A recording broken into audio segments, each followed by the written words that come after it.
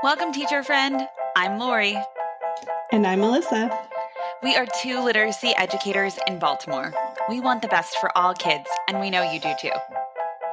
Our district recently adopted a new literacy curriculum, which meant a lot of change for everyone. Lori and I can't wait to keep learning about literacy with you today.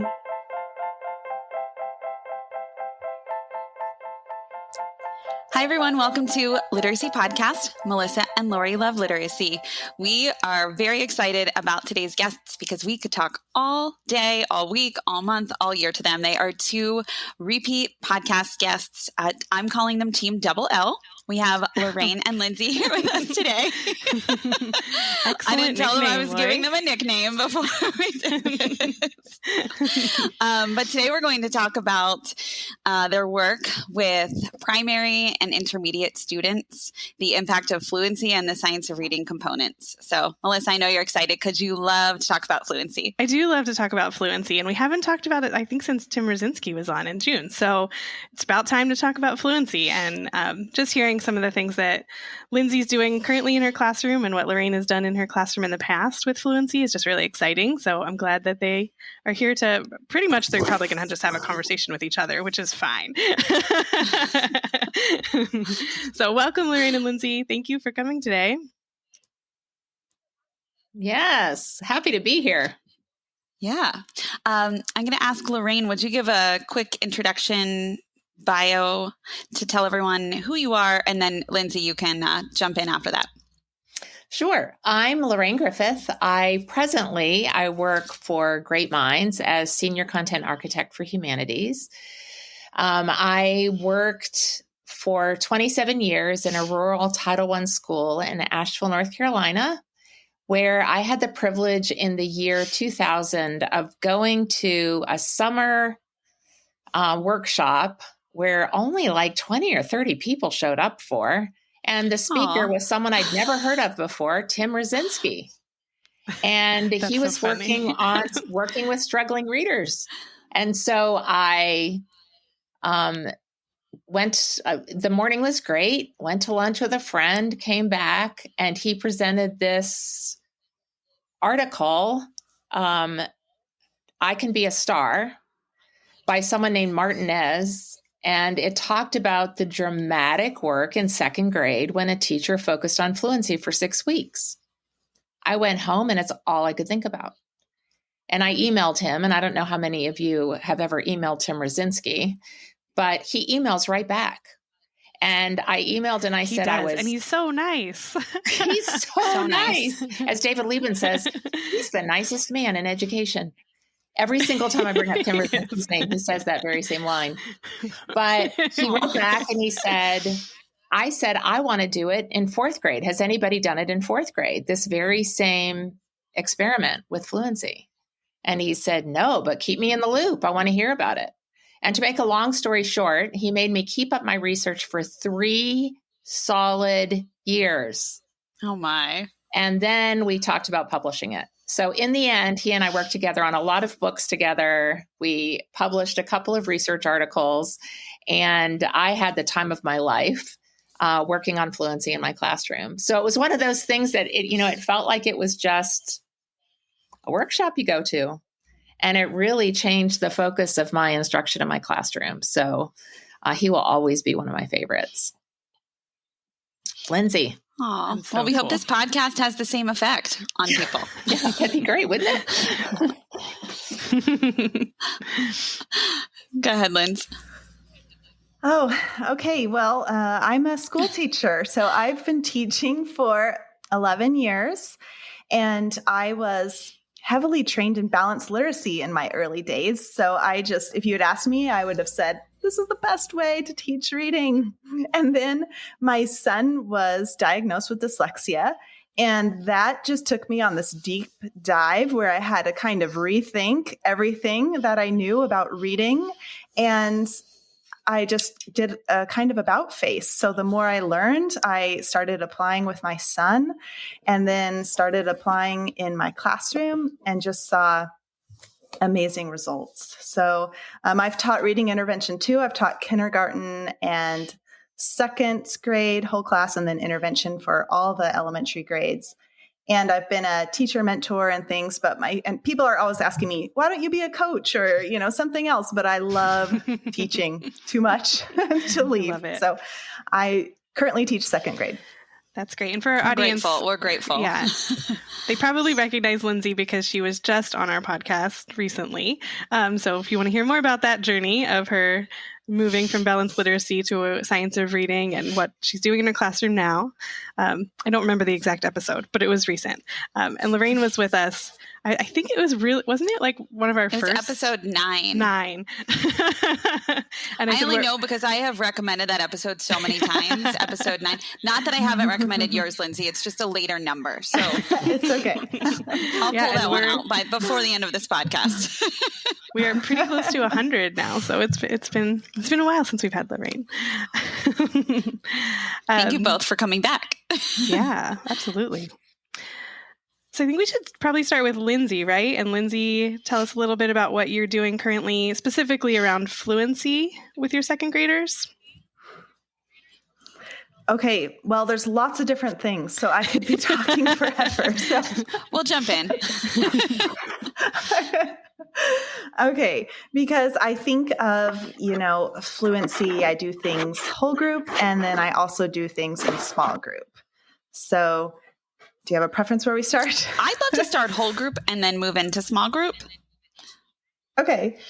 So, I think in whole group, one thing is I love to have all students have access to the complex text. So have everyone in the text, and then, this can be done with a lot of different scaffolding.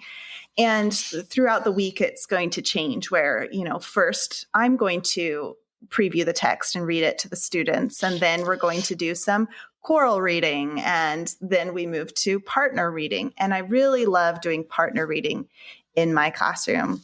And there's lots of different ways I do partner reading. So, one of the things with partner reading is you need to really have some clear procedures centered around that, right? And expectations. And so we have rules that we talk about what to do when we are partner reading, and we only talk with our partner and only about our reading and all those kinds of things. And every once in a while, we've got to review that, right? So like we came back from winter break and, I got to rein them back in again. So, and then when you set up your partners, I'm really intentional with how I set them up for partner reading. So I take their most current fluency scores, and in my district, we use Acadience, formerly Dibbles Next. And so I will put them in order from the least fluent to the most fluent. And then I divide the class in half. And then I take that second half and line it up with the first half. So the strongest reader in one group is going to go with the strongest reader in the other group. So I wouldn't want to pair my strongest reader with my one who's the weakest, right? Because that's going to be just miserable for both of them. So, yeah, Lindsay, can I ask very quickly, what type of text are we talking about here? I just want to define that before we go any further. Well, I do fluency practice with different types of text. That's good. So I have some of my students, especially at the beginning of the year, they needed to be in decodable text. And some of my students did not, and they were fine with a regular, second grade level text.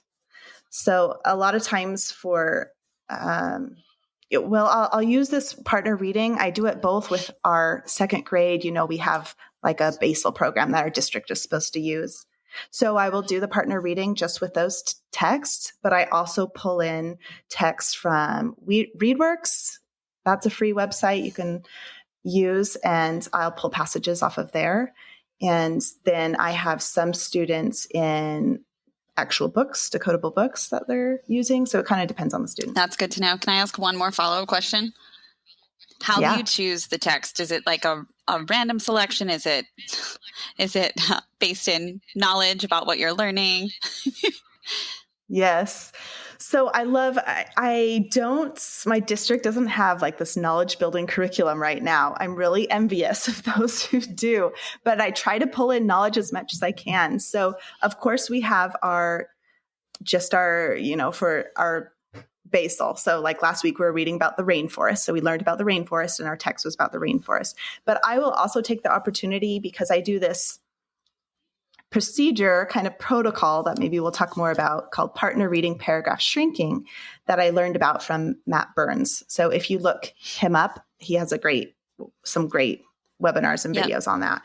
But for that, I will go to ReadWorks and I will choose passages that are all on the same topic, because then the students are getting kind of a deeper dive into that topic and they're seeing similar vocabulary, over and over. It kind of helps build that network. So, in one session, they have maybe 5 different passages all on the same topic. This week, it's money. So they're learning about money and trading and savings and things like that. Lindsay, I have a couple follow-up questions too. Is it the same passage that they're doing you said like they hear the fluent reading, they do choral reading, they do partner reading. Is it the same passage that they do all of those with, or is it a different passage? Yeah. So this is a complicated question just because like I do this several different ways at different times. So if we're talking about just my whole group where I'm using our district curriculum, we have about 2 stories that we do a week. So I'm doing, the one maybe Monday, Tuesday, Wednesday, and another one Thursday, Friday. When I am doing the separate partner reading paragraph shrinking, where I'm using those ReadWorks passages, when Matt Burns explains it, he has them they never repeat. They have different ones every time. But I also know that there's value in repeated readings, and we know there's a lot of research behind that. Also, just logistics. I can't print off new passages every day that I do this for all my students, right? So we usually have kind of the same packet of stories for the week, or maybe for 4 days, and then I switch it. And I might be jumping the gun, but I also want Lorraine to weigh in on anything too. So tell me if I am. But I was wondering what the procedure actually was with the partners. Like, what are they doing with each other? And that might be what you were talking about with the paragraph shrinking. And yeah, this is such a great protocol. I just learned it this year, and I'm going to be doing speaking at Patton's summer conference, and it's all going to be on this. So if you want even more detailed and visuals, then I'm pretty sure that's free and anyone can register. And you can also just look up Matt Burns on YouTube. He has this partner reading paragraph shrinking. Don't worry, Lindsay, I've already got it up. Don't worry. I'm linking it. Okay.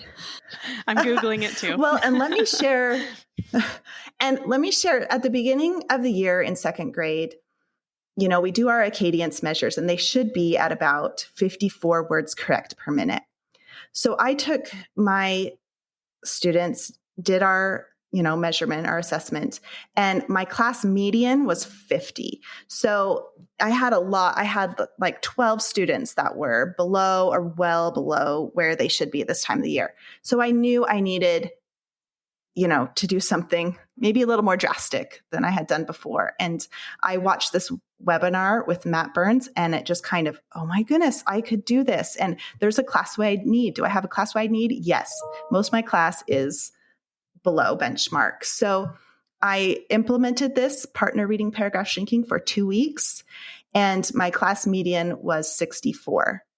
So it was 50, and 2 weeks it was 64, which was huge. And then, I kept trying little things, and I'd watch, and I kept every couple weeks, I would do a progress monitoring to monitor my students. And I can share, all that, like I said, in more detail in that webinar, because there were certain students where, I had to change their partners because I was like, oh, they're not making a lot of progress. What if I try this? What if I try this? So just really looking closely at the data. But what you do is you give your partners a passage, and you set a timer, and you have your partner A and partner B. And partner A is your stronger reader, and partner B is the little bit weaker reader. And I use the term cookies and milk, right? So one student's the cookie and the other one's the milk, and they don't know who is stronger. They don't know that. So our first one will read for 4 to 5 minutes. I set a timer, and then I stop. And then the weaker reader is it's their turn, and they're going to go back and read that same part of the passage. They're going to start at the same place. So this is great because the weaker reader got that little listening passage preview. And there's a study. I think it's a Lee and Yoon. I think it's 2017. I can't remember if it's 2017 or 2007 now, but they showed that when they had a listening passage preview, they did a little bit better, had, higher effect sizes with their fluency. So they get this preview, then they read, and then the timer goes off again. And now it's back to the first partner. And now they're going to start right where they left off. And now they're going to do paragraph shrinking, which is just a protocol that it's kind of like helps them figure out the main idea of what they're reading. And then the timer goes off. And then again, the second reader reads and does the same thing. So it's a lot of practice out loud. And then we do a lot of coaching with about how to be a good coach and error correction procedure. And I took an error correction procedure right from Anita Archer's explicit instruction. And in fact, I'm not a big YouTuber or anything, but I put little video clips on my YouTube channel. It's just my name, Lindsay Kemeny, because I use those. I made them for my classroom. So anyone is welcome to use them. And it tells students what to do when their partner struggles with the word. I love that you're giving students the tools. Yeah, to give feedback to each other. I feel like I'm talking too much. Like I said, that's what we want to hear what you're doing. But I think that's so great because, we talk about fluency. I know when I did fluency practice, I did it terribly when I first started because I just had kids timing each other. And it was just awful because all they wanted to do was read as quickly as possible. And I was like, oh, this is a disaster. What did I get myself into? But what I didn't do was what you were doing, which is teaching them how to give feedback to each other. And that's what you need to become more fluent, right? If you don't have the feedback, then you just read it the way you think. And then I'm walking around. Yeah. And then I'm walking around during this time, right? And then I'm also giving feedback or helping or modeling or, if they both don't know a word, then I've got to help them with that. And just and it's really good too for me to see how are they doing with this passage? That's the other thing. Matt Burns says you give them the passage that's on the weaker reader's reading level. And so, just kind of listening and, trying to ascertain if, can I do a little bit harder one next time? What do they need? That kind of thing. Yeah, that's wonderful. I'm actually interested, Lorraine, to hear from you about, does this match up at all with the work that you did with your fourth graders? How is it different? What questions do you have?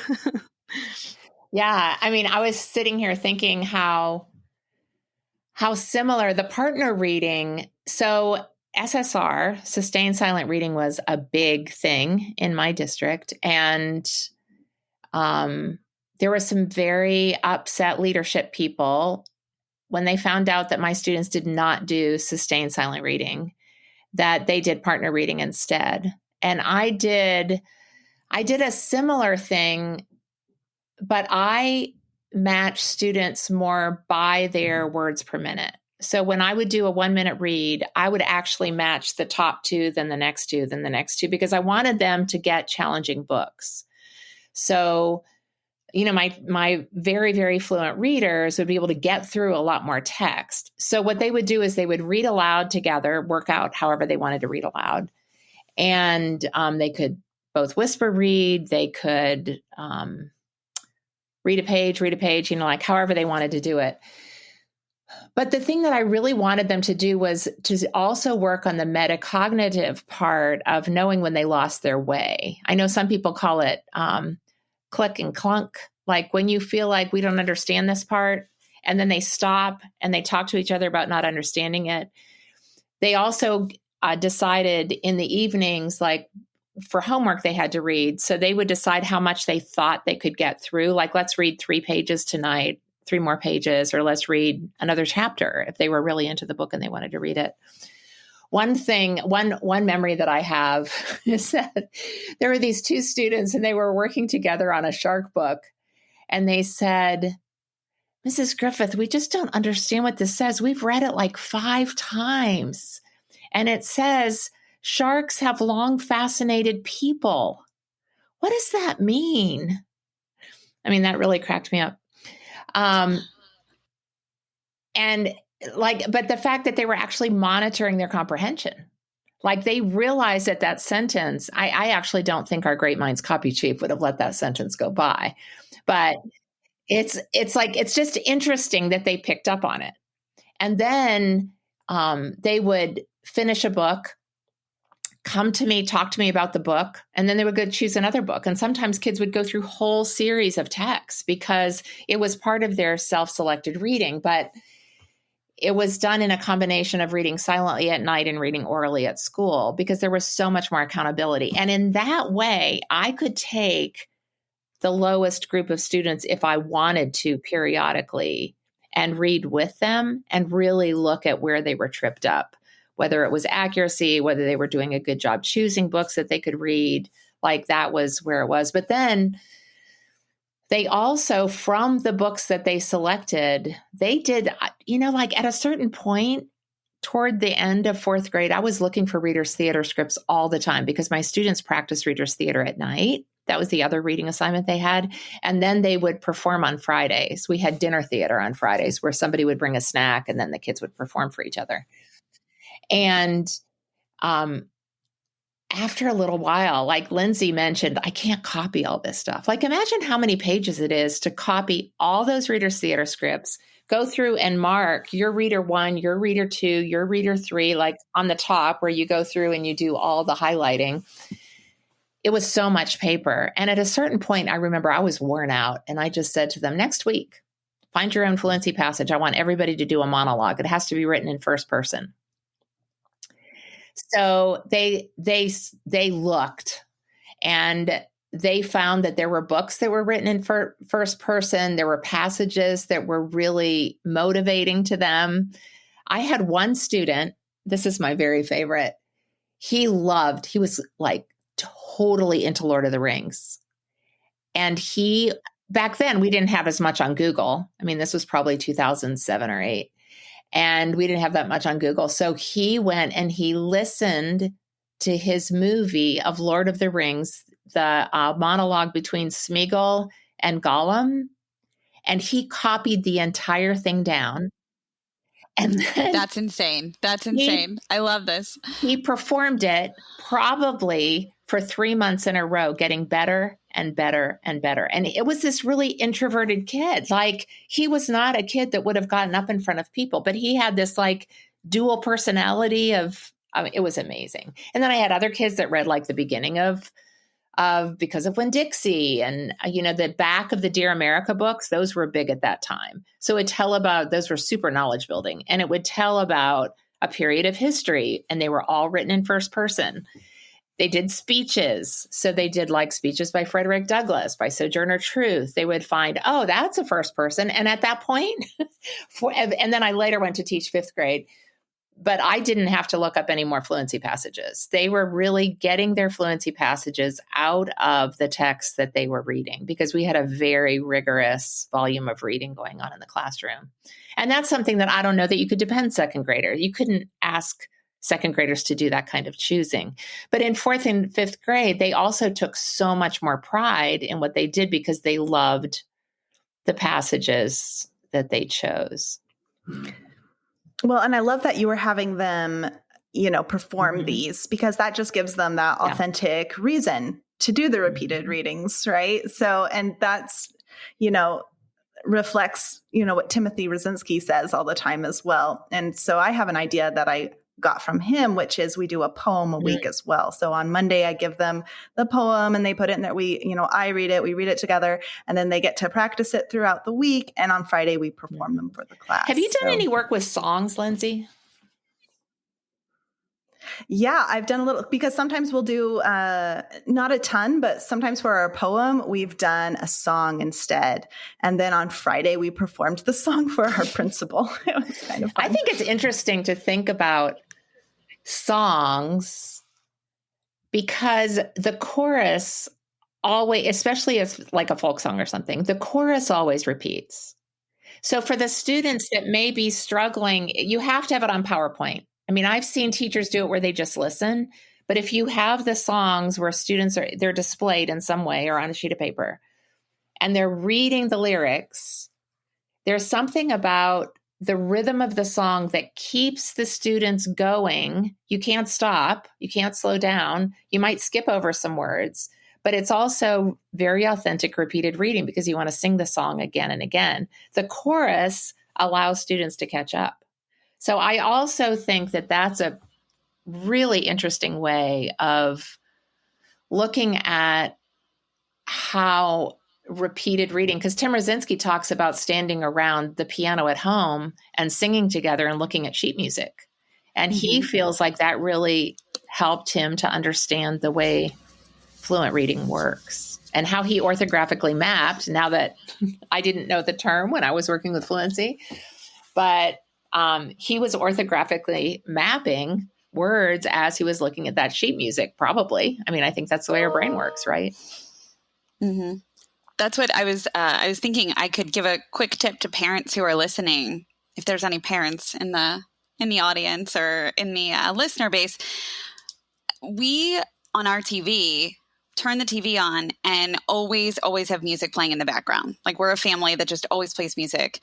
And Amazon or Spotify, if you play those, they list the lyrics to the song. So they'll run through the lyrics on the screen as the song is playing. And I've noticed a huge difference in Presley's fluency since she's been like reading the words to the songs and just conversation starters. Like hours later at dinner, she'll say, I heard this lyric in this song. I'm confused about what it means. And then she'll just like repeat it off or sing it and we'll be able to talk about it. But it is really to me, that's a super easy way at home to keep fluency going in the background, if you will, as you're supporting your child or supporting your children. I don't know. I'm curious to what you both think of that. Like if you were the teacher and I'm a parent saying, hey, this is what we do at our house. Just what do you think? Well, ironically, my husband and I adopted our daughter while I was working on Fluency. And a word of advice, again, from Tim, was to start from the beginning with your captions on. Never turn the television on without captions. And we started like from the time she was 1 watching Baby Einstein. I don't think there are words on that, but like probably Paw Patrol or Handy Manny always had the words on. And it's very, very interesting. Like our older kids would rebel against it and say, why do you have the captions on? We don't read the captions. And then they would tell you, look, they just said something different than what the captions said. Well, obviously you saw the captions. So I think it's fascinating. We listen to a lot of like good, PG like music, but every now and again there's a naughty word. Yeah. Not too naughty, but that is her favorite, is to like catch that word, of course, and be like, oh, there was a bad word. And, but it is funny because it's so attention drawing. The captions are key though. I've noticed that's important too. And Tim is, again, the nicest guy with the best advice.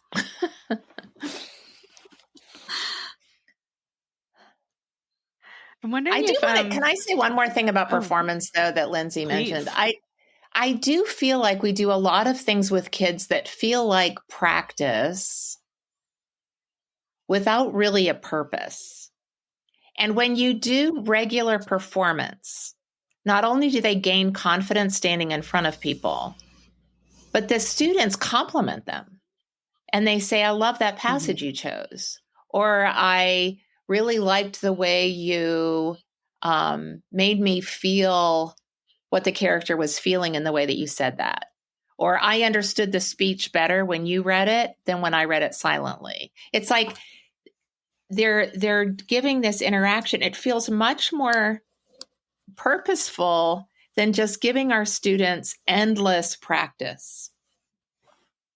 So I do want to talk about that a little bit, because David Lieben, when he had his school in Harlem, his second graders, I think I have this right. He would give them a passage at the beginning of the week. They would practice the passage each evening. And then on Wednesday, the third day, whether it was a Wednesday or not, but let's pretend it's a 5-day week. And On Wednesday, his top third of readers would read aloud and they would perform it. On Thursday, the middle third. And on Friday, the lowest third. And the lowest third were usually better than the Wednesday group. The reason for that is that they got to hear those performances and they had extra days of practice. But he believed that it was those performances of complex passages in second grade that allowed him to send his students. I mean, they also had a very strong systematic phonics, explicit phonics instruction in that school. So I'm not saying fluency alone is enough by any means, but it was the performance of having a point where you have to be able to read these words correctly with prosody, with expression, not with a timer, but where students are really doing a beautiful job of interpreting the text. That's what got those students ready for third grade. And remember that his school scores had like the highest increase in New York City. Lorraine, you're making me think about not just doing it one time. Like this aspect of performance, I think often can be like, okay, the last Friday of every month. But what I'm hearing you and Lindsay both share is that it's very important to do this weekly, to do it daily, and then maybe do a performance weekly. That it is something that through regular practice, we get better at. And so I can't underscore that enough, that is my critical takeaway today as an educator and as a parent, that, how can I continue to do this on a regular basis and include those opportunities for fun, for engagement, for performance, for collaborative feedback. Lindsay, is there anything you want to add? Yeah. One thing is if you're worried about time, like how do I have time to have every student perform, then put them in groups. I do that a lot of times with the with the poem a week, where I put them in groups of maybe 6 and they're going to perform it in the group. And then also I wouldn't force anyone to perform that doesn't want to, because we know that can be really damaging for students if they're struggling readers already and is kind of self-conscious about that. Great. I'm wondering if you guys could talk a little bit about why we need to do this. Why is this so important? And I think you've touched on a few things, but maybe dig in a little deeper around the data that you both saw in your classrooms. How did it actually help your students? And then I think bigger picture, what was happening with that orthographic mapping? What was actually going on for your students with fluency? And why do we even care that our students are fluent readers? Why is it important, bigger picture?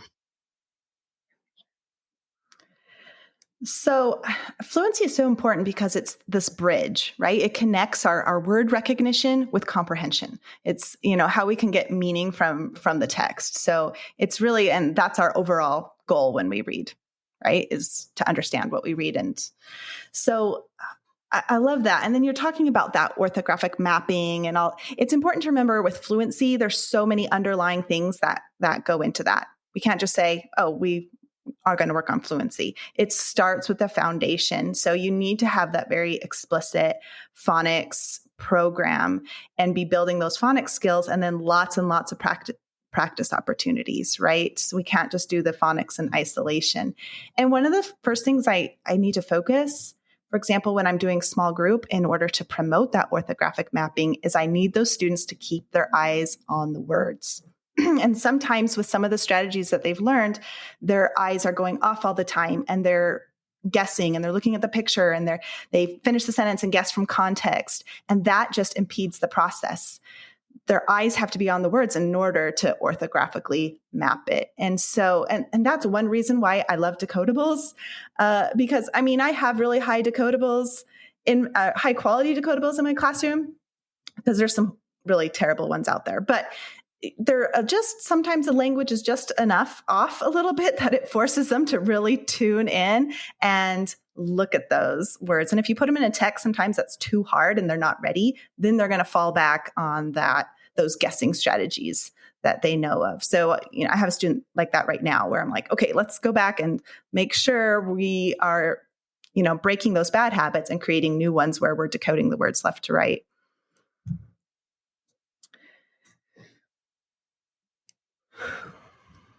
That's so helpful. Lorraine, do So you have what anything you else? want to ask or add to that? No? Okay. And then I'm just thinking, you want to develop that automaticity too. And then, we talk about fluency. We always want to focus on accuracy first. And sometimes, if you give students, a measure and they do really poorly on accuracy, then we're not just going to say, hey, let's read faster, right? We've got to go back and focus on that. So just making sure that you're hitting those underlying weaknesses they have. And sometimes it is just a fluency. Like if they've got really high accuracy, but they're still slow, then we're just need to work on the fluency right now. But I sometimes I see that where we just need to make sure we're hitting those weaknesses that the student has. Absolutely agree, Lindsay, because I think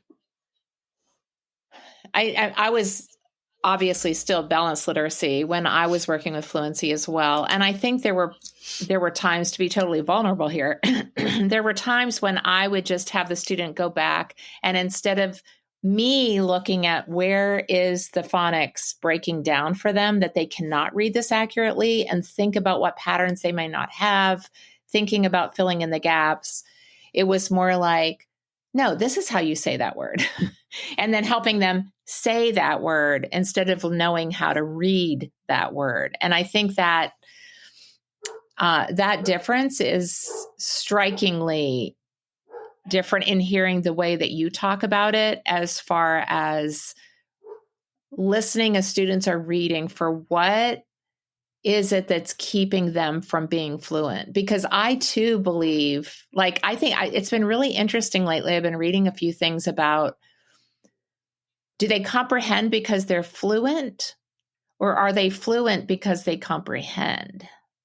Like, it's really chicken and egg, because you can't interpret, you can't notice a prepositional phrase as you're reading unless you realize that in the garden goes together in the prosody, or at the farm, or in the wintertime, as a reader, you're seeing that as like a clump of words that go together, but you're comprehending it and reading it fluently at the same time. So I think that's also interesting. I don't think I worked enough on making sure the students could comprehend the text before they tried to read the text and then try to read it fluently. And I'm not sure if they really, I know I go to a deeper understanding of something the more I read it. So I think it's also the repeated reading. Mm-hmm. But Lindsay, what do you think? Do you think that the comprehension comes first or the fluency comes first? I just think it's reciprocal, and it's like this circle.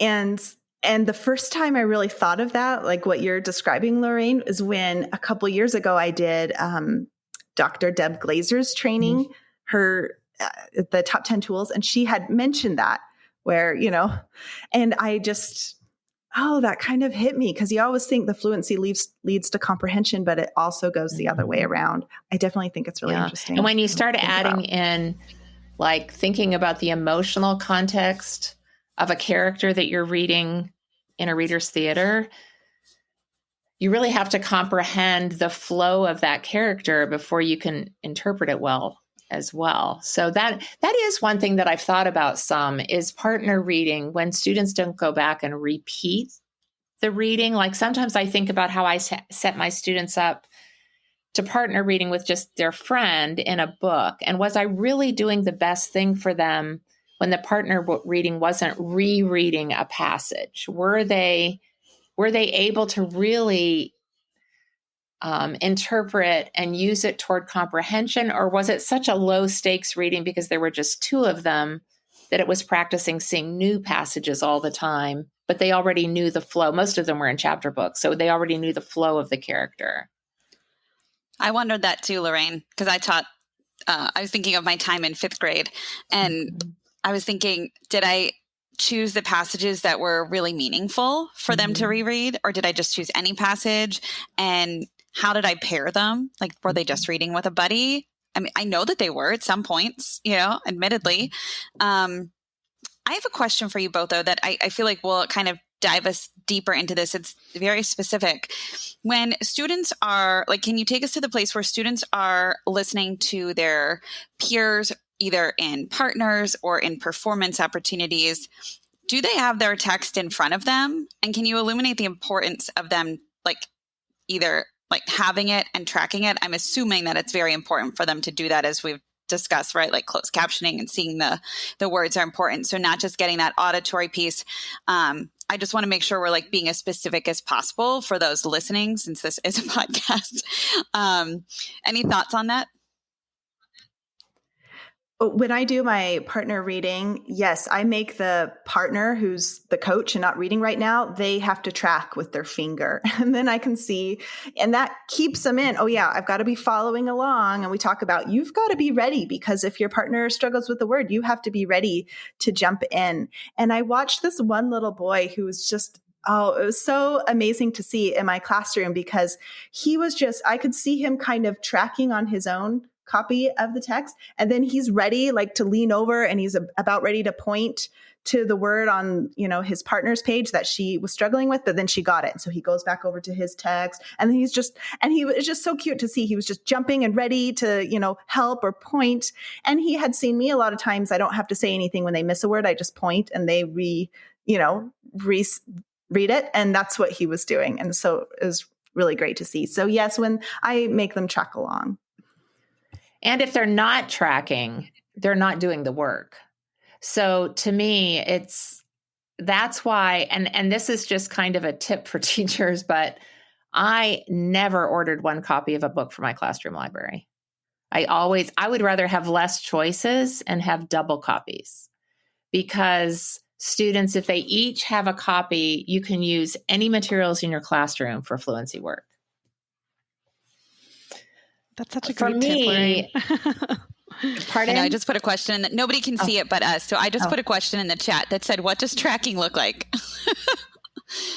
Well, I used to use, when we used to have overhead projectors and then we had all those overheads left over, but now we had document cameras. I took all those overheads and I would use highlighting tape and put highlighting tape at the top. I would cut the overheads into like rectangles. And then I would put highlighting tape across the top. And then I could tell when I was working with a small group with tracking, if they were moving their highlighting tape down, I could tell that they were following along, because it's really hard if you have a small group. I was working in intervention at that point, and I would have 4 or 5 kids and we would be choral reading. And you can't really tell when a child is tracking or not tracking, but I could tell if it was moving down. So maybe that's just teacher control, all the things that we do to feel like they're doing the right thing. But I just have... No, you go ahead. What do you do? Sorry. Oh, I was just going to say, I just have them use their finger, and their finger is just kind of gliding underneath as they read. And then, we didn't get into what I do small group, and then in small group, I will put the point of my pencil over the top if I'm reading with them or, whatever. And so they're kind of going along. Sometimes you can get fun little, gadgets to kind of have them point with, but they also can become more of a management issue. And then one time at Halloween, I got those little witch fingers, and I was going to have them use those, but they started leaving red marks on my books. I was like, oh no. So I'm like, we're just sticking with the finger. Yeah. What do you think about scooping? How do we feel about scooping? What's scooping? Yeah, I think that's great for some kids who are, to help with the fluency, where you kind of scoop underneath like a phrase, a chunk of words.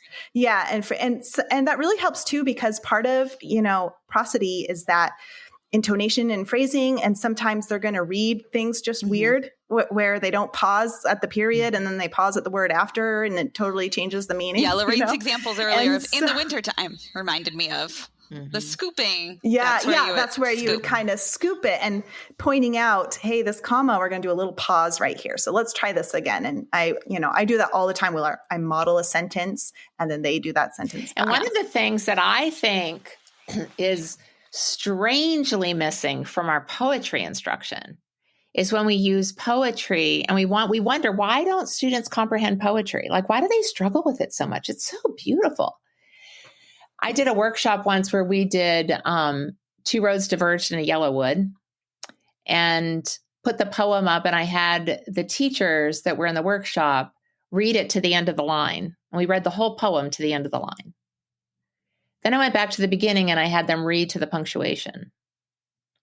An absolutely, completely different experience. And a woman came up to me afterwards and said, that is my very favorite poem of my entire life. And I understand it now. She'd been reading to the end of the line, and she loved the images. She loved it, but she didn't realize that flow of an unfinished idea to the punctuation. So that's another thing that I've, like, over the years, like, not just performing monologues, readers' theater, but also performing poetry. That linkage to comprehension is so tight because poetry is really intended to be read aloud. Like, I would play recordings for my students. I found a recording of Robert, his name just left me.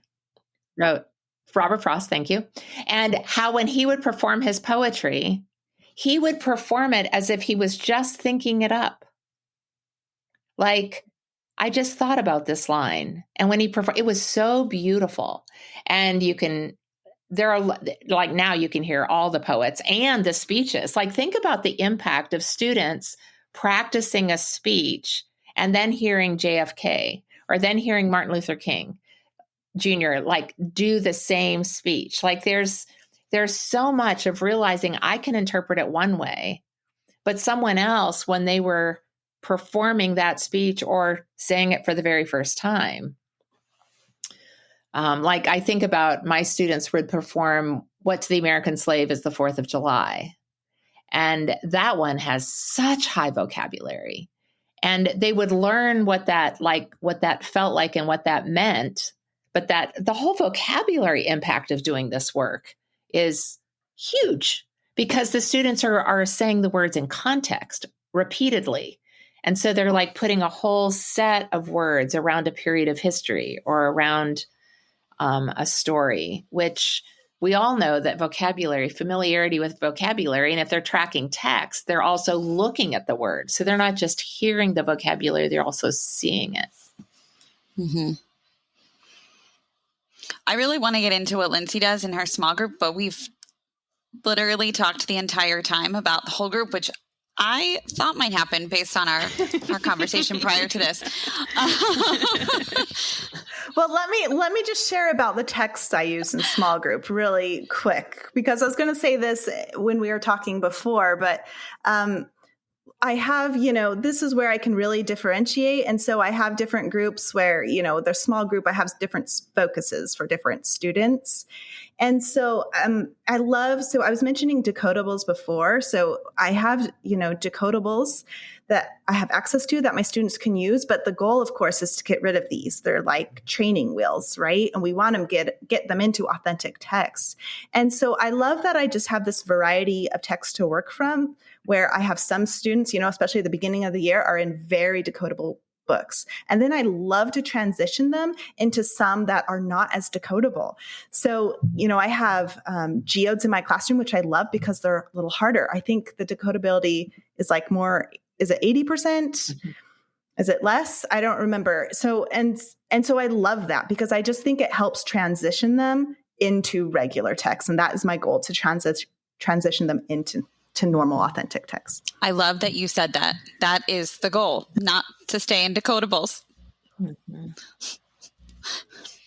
Yeah, when we were working on geodes, we struggled to make them 80% decodable at the beginning. But by the time they got to second grade, we had books in the end of second grade that were 95% decodable because we had so many more sounds to work with that it made it so much easier to stay. And when we moved into multisyllabic words and we could like have the parts be decodable, it just made it so much easier to write those. So ironically, there are probably more highly decodable at the end of second grade than in any of the others. Well, and I don't follow the scope and sequence because I don't use the phonics program that they're paired with, but it still works, it's close enough. And like I said, that just makes it maybe, a little less decodable, and that's okay because my students are ready for that challenge. So. Well, we've reached the end of our time. Unfortunately, I think we could keep talking to you for a long time about fluency, but we always end with our guests leaving a piece of advice for our audience. So you've given a ton already, but if you could give just one last fluency piece of advice for everybody. Okay, I'll share a tip that I do in small group that I learned from Nora Shabazi, from Ebley. She's been on your podcast, where I have the student read, and then I read the same part, and then they read again. So they're getting multiple exposure, and they can work a little more on fluency that second time. So, if it's kindergarten, maybe they're just going to read 1 or 2 sentences, and then I model those same 2 sentences, and then they read them again. And, in second grade, those passages could be a little longer. They read their paragraph, and then I do, and then they do. That is such a good, quick, easy tip. And my piece of advice would be practice, practice, practice, but also perform. I feel like without the performance aspect, at least the older the students get, they're not really seeing a reason for doing it. And, you're shaping students' futures of speaking in public, of performing, there are so many things that they're going to build confidence around if they're given the opportunity on a regular basis to perform, as opposed to it just being here and there. I feel like adding that performance element is really, really important for students to perform what they've worked on. And it gives them an endpoint and a celebration of all of their hard work, and allow them to perform the same thing week after week after week, because they just realize it gets better and better and better the more I perform it. So with older kids, I think it's really important for them to have some choice and for them to perform great works, because we believe in knowledge building. So the more they can get the words of really important documents in their head, you're also doing primary source work, even while you're doing fluency work. Thank you both so much. We know we've run over time. This is a wonderful conversation. We're so grateful to have had it with both of you. So thank you for being here. Thank you. Thanks for having us. Thank you. Yeah, thank you. Thank you for listening, literacy lovers. Remember, we have a new episode out every Friday, and we send a super helpful newsletter with follow-up content each Tuesday. Be sure to visit our website to subscribe to our newsletter and podcast. It's literacypodcast.com. And don't forget to follow us on Instagram and Twitter at Literacy Podcast. And please reach out with questions or ideas for podcast episodes. We love hearing from you. Melissa, what's our email address? Melissa and Lori at literacypodcast.com. We are so glad you're here to learn with us.